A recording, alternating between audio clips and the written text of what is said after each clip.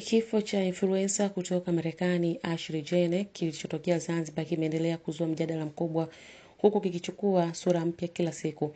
Familia ya marehemu imeendelea kushinikiza mamlaka za Zanzibar kufanya uchunguzi wa kina zaidi, wakionyesha kutoridhishwa na hitimisho la awali. Wakati huo huo, watumiaji wengi wa mitandao ya kijamii wamekuwa wakieleza hofu na mashaka yao, wakiamini kuwa huenda Ashley hakujiua kama ilivyoelekezwa.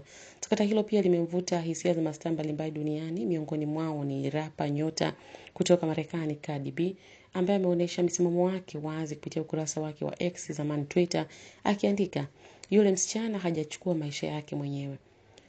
Hata hivyo, kwa mujibu wa taarifa ya awali iliyotolewa na polisi Zanzibar, uchunguzi wa mwanzo umebaini kuwa Ashley Jenner alijiua mwenyewe, jambo ambalo linaendelea kupingwa na familia pamoja na baadhi ya wananchi mtandaoni.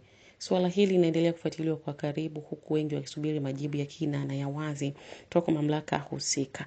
Mimi ni Thame Baby, bado tuko hapa kujuza stories za ndani na nje ya Tanzania na kukupa update zetu zote kwenye 69 Media. Asante.